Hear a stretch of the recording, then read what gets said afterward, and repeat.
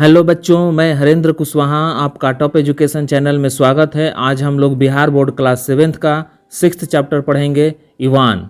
Ivan बच्चों यह एक नाम है, वर्मर है बच्चों। Do you ever find people quarrelling in your neighbourhood? क्या आप अपने पड़ोस में कभी लोगों को झगड़ा करते हुए देखे हैं? सेकेंड है, what do people quarrel over? लोग किस बात पर झगड़ा करते हैं? थर्ड है, how do these quarrels effect your life? और यह झगड़ा आपके जीवन पर किस तरह प्रभाव डालता है? फोर्थ है, how are these quarrels resolved finally? और इन झगड़ों का अंत में कैसे समाधान होता है? तो बच्चों इस पर आप लोगों को विचार करना है और इसका जवाब देना है। तो ये था हम लोगों का वर्मर। बच्चों इसके बाद अब हम लोग चैप्टर पढ़ेंगे। Ivan was a farmer who lived in a village in Russia. Ivan एक किसान था जो कि रसिया के एक गांव में रहता था। ही वाज रिच, वह अमीर था।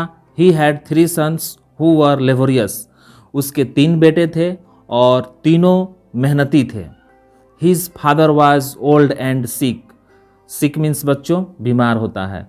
उसके पिता बूढ़े और बीमार थे। Gabriel was his neighbour. Gabriel उनका पड़ोसी था। दे वर गुड नेबर्स। वे लोग अच्छे पड़ोसी थे। They were happy and comfortable with each other. वे लोग एक दूसरे के साथ बहुत खुश थे और आराम से रहते थे। Ivan had some hens. Ivan के पास कुछ मुर्गियां थी। वन डे अ हेन फ्ल्यू अक्रॉस द फेंस। एक दिन एक मुर्गी घेरा पार करके चली गई, उड़ गई। फेंस मीन्स बच्चों होता है घेरा और अक्रॉस मीन्स पार करना। फ्ल्यू मीन्स उड़ना। यानी एक दिन मुर्गी घेरा पार करके वह गैब्रियल के घर में चली गई। She laid an egg in Gabriel's house.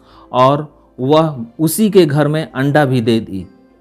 Evans daughter in law went to his house to inquire into the matter. Ivan की बहू, डॉटर इन लॉ मीन्स बच्चों होता है बहू।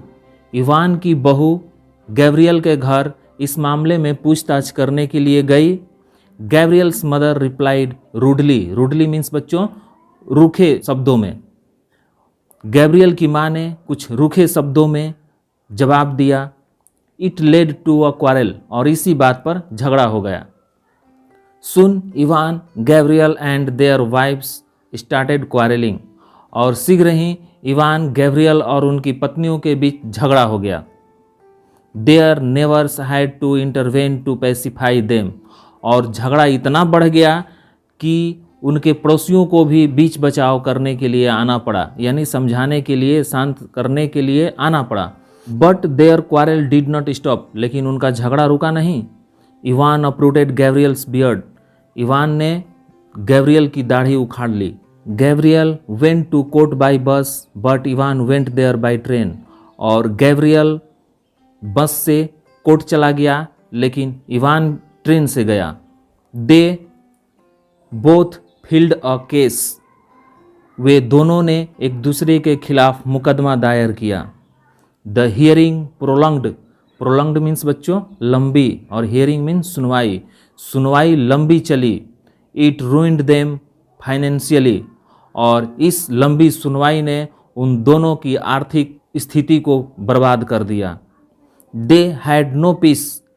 अब उन लोगों के पास शांति नहीं थी। They were not happy now. अब वे लोग पहले की तरह खुश नहीं थे। Ivan's father who was old and wise did not like it. Ivan के पिता जो कि बूढ़े और बुद्धिमान थे, उन्हें झगड़ा पसंद नहीं था।